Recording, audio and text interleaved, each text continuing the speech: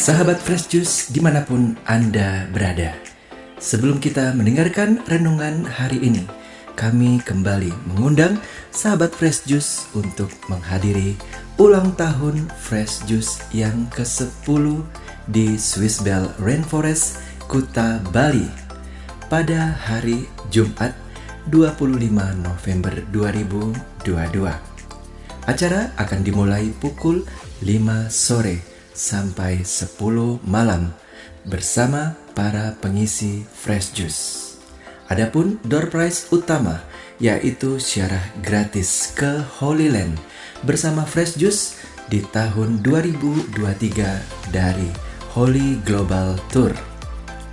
Keesokan harinya kita juga akan bersama-sama kembali mengikuti ziarah ke Gua Maria Ratu Surga Plaga di Bali dengan door prize utama syarah gratis ke Turki bersama Fresh Juice dari Renata Tours.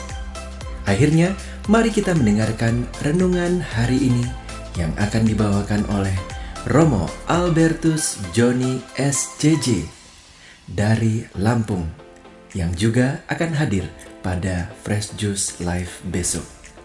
Selamat mendengarkan.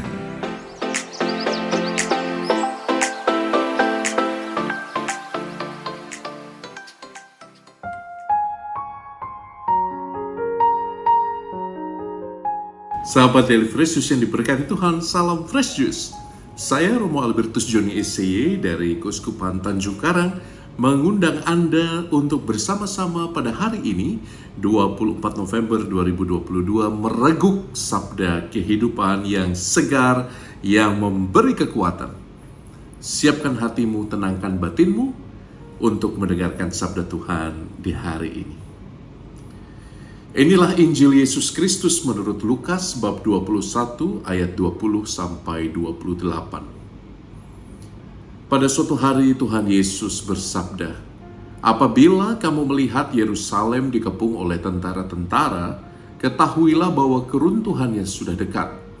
Pada waktu itu orang-orang yang berada di Yudea harus melarikan diri ke pegunungan, dan orang-orang yang berada dalam kota harus mengungsi, dan orang-orang yang berada di pedusunan jangan lagi masuk ke dalam kota, sebab itulah masa pembalasan, di mana akan genap semua yang ada tertulis. Celakalah ibu-ibu yang sedang hamil atau yang menyusukan bayi pada masa itu, sebab akan datang kesesakan yang dahsyat atas seluruh negeri dan murka atas bangsa ini. Dan mereka akan tewas oleh mata pedang dan dibawa sebagai tawanan ke segala bangsa.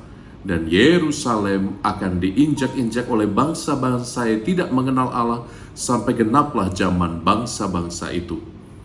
Dan akan ada tanda-tanda pada matahari dan bulan dan bintang-bintang.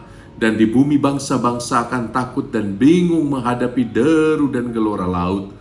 Orang akan mati ketakutan karena kecemasan berhubung dengan segala apa yang terjadi menimpa bumi ini, sebab kuasa-kuasa langit akan goncang. Pada waktu itu, orang akan melihat Anak Manusia datang dalam awan dengan segala kekuasaan dan kemuliaannya. Apabila semuanya itu mulai terjadi, bangkitlah dan angkatlah mukamu, sebab penyelamatanmu sudah dekat." Demikianlah Injil Tuhan. Terpujilah Kristus.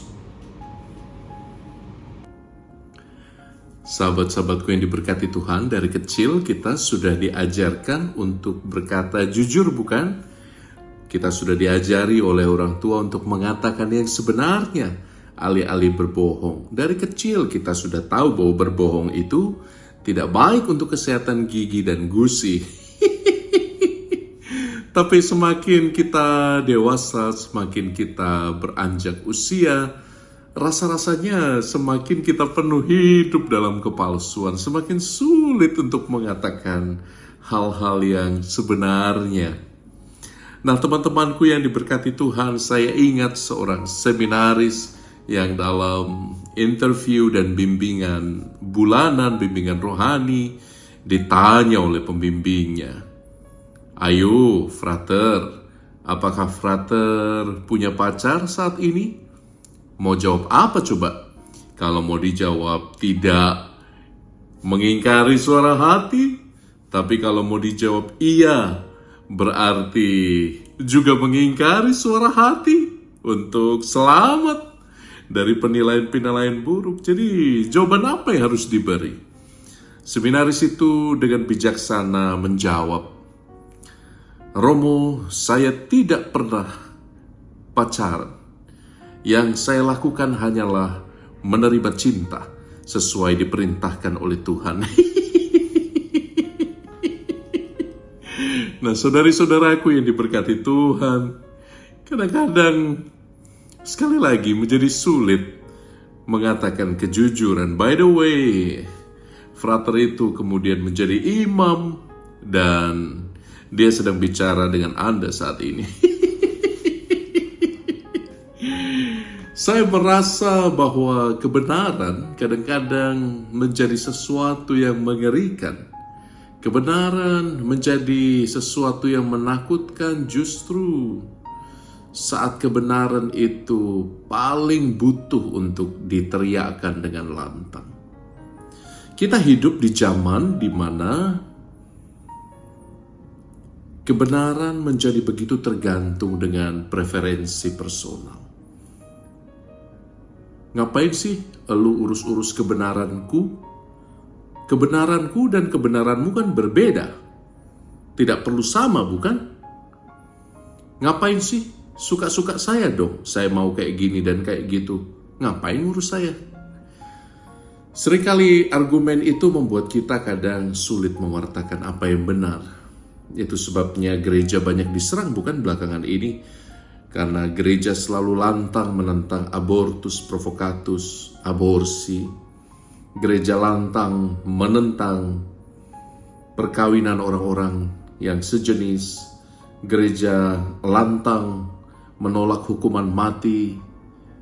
Ada begitu banyak nilai yang kita anggap sebagai kebenaran dari Tuhan, tapi justru bagi orang lain dianggap sebagai pikiran yang sempit, kuno, tradisionalis, dan lain-lain.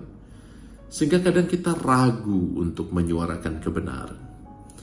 Nah, hari ini bacaan Injil sangat luar biasa. Hari ini kalau kita perhatikan bacaan Injil, engkau akan mendapat insight yang luar biasa. Yesus tidak ragu mengatakan kebenaran tentang Yerusalem yang akan runtuh. Apalagi kita tahu benar, ketika Yesus bicara tentang keruntuhan bait Allah, bukan hanya Yerusalem, tapi keruntuhan seluruh bait Allah yang luasnya 35 ekar itu dan batunya begitu agung, besar, dan megah. Menurut beberapa ahli kitab suci bahkan dan ahli sejarah, batu-batu yang menyusun bait suci di Yerusalem itu bahkan lebih besar 4-5 kali lipat daripada batu yang menyusun piramida di Mesir.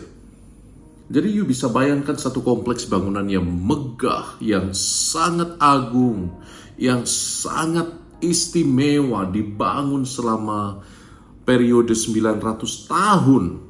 Beberapa kali direnovasi, dilebarkan dengan begitu indah, tiba-tiba harus runtuh, dikepung oleh tentara-tentara Romawi. Jadi ketika Santo Lukas menulis Injil hari ini, kejadian itu sudah terjadi dan nubuat Yesus sudah tergenapi karena pada tahun 70 Masehi bait suci dihancurkan, 1,1 juta orang Israel, orang Yahudi pada zaman itu dibunuh oleh tentara Romawi sehingga hampir punah. Beberapa melarikan diri, beberapa puluh ribu orang dijual sebagai budak dan digenapilah nubuat itu.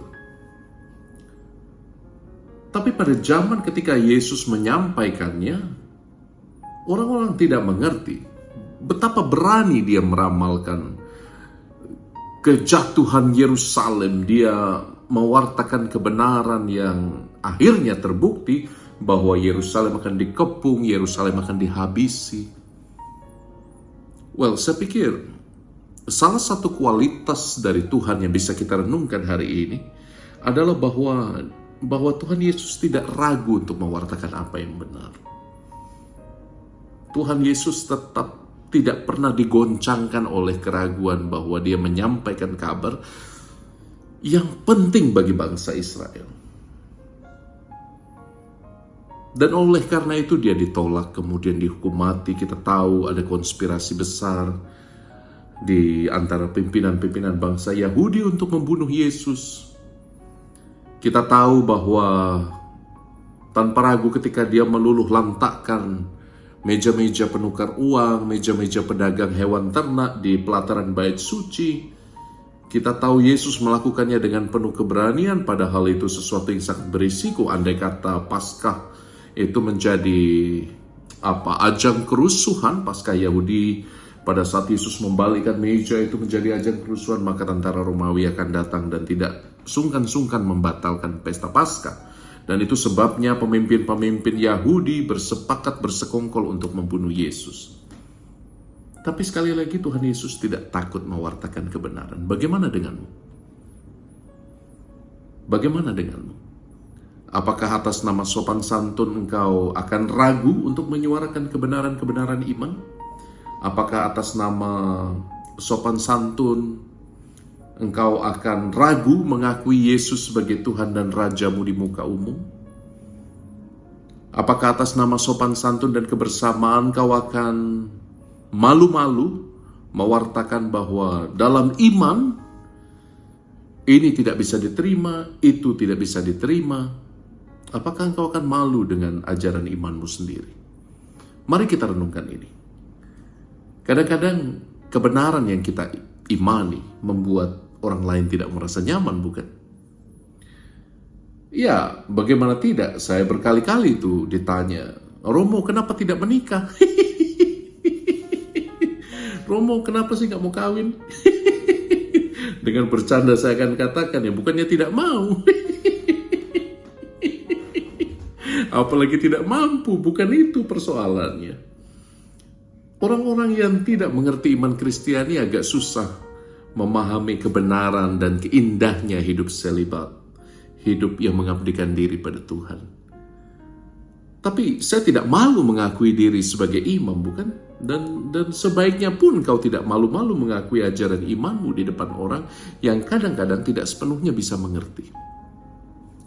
Semoga Injil hari ini dan sabda Tuhan hari ini meneguhkanmu untuk berakar dalam kebenaran, untuk berakar dalam sabda Tuhan.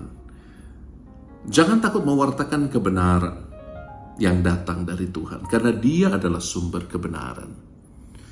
Jangan takut untuk mewartakan apa yang baik, karena Dia adalah sumber kebaikan. Saya, Romo Albertus Joni SC, memberkatimu hari ini dengan roh keberanian, agar engkau berani mewartakan yang baik, yang benar, yang indah, kudus, dan mulia. Dengan berkat Allah yang Maha Rahim, Bapa dan Putra dan Roh Kudus. Amin. Salam Fresh Juice. Ciao. Sahabat Fresh Juice, kita baru saja mendengarkan Fresh Juice Kamis 24 November 2022.